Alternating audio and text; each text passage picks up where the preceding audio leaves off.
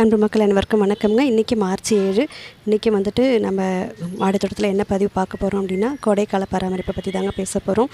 இன்றைக்கி இப்போ பாருங்கள், சரியாக மணி 10 மணி தாங்க ஆகுது. அதுக்குள்ளே தரை சூடாக ஆரம்பிச்சிருச்சு. பூக்கள் எல்லாம் போன மாதத்தில் சாயங்காலம் வரைக்கும் கூட வாடாமல் இருந்த பூக்கள்லாம் இப்போ பாருங்களேன், 10 மணிக்குள்ளேயே அதோடைய அந்த பூக்களில் உள்ள கொஞ்சம் கிட்ட காட்டுறேன் பாருங்கள், எவ்வளோ வெயிலால் எப்படி பாதிக்குதுன்னு பாருங்கள். இன்னும் நியூஸில் சொல்லியிருக்காங்க, வெயிலுடைய தாக்கம் அதிகமாக இருக்கும்னு தான் சொல்கிறாங்க. இந்த ஹைப்ரிட்லாம் சுத்தமாக தாங்காதுங்க, வெயிலில் சீக்கிரமே வாட ஆரம்பிச்சிடும். நம்ம சீக்கிரம் பறிச்சிடணும்.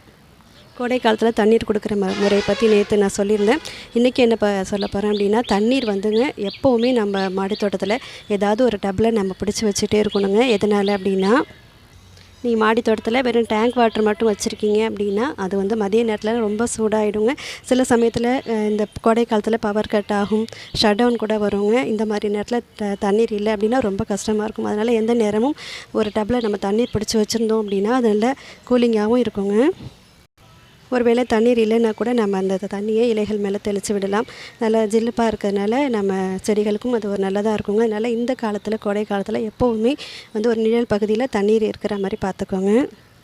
காலையிலேயே நான் தண்ணீர் ஃபுல்லாக கொடுத்துருந்தேங்க. இப்போ பாருங்கள், தண்ணீர் விட்ட தடம் கூட தெரியலைங்க. அந்த அளவுக்கு பாருங்கள், கீழே தொட்டிகளுக்கு கீழே கூட ஈரப்பதமே இல்லை பாருங்கள். அந்த அளவுக்கு வெயிலுடைய தாக்கம் இருக்குது. உங்கள் பகுதியும் இப்படி தான் இருக்கும்னு நினைக்கிறேன். அதனால் கொஞ்சம் கேர் எடுத்து இந்த மாதிரி தண்ணீர்லாம் பிடிச்சி வச்சு பாதுகாத்துக்கங்க. இந்த பதிவு உங்களுக்கு பிடிச்சதுன்னா நீங்களும் நம்ம சேனலை எனக்கு சப்ஸ்கிரைப் பண்ணி சப்போர்ட் பண்ணுங்கள். நன்றி, வணக்கம்.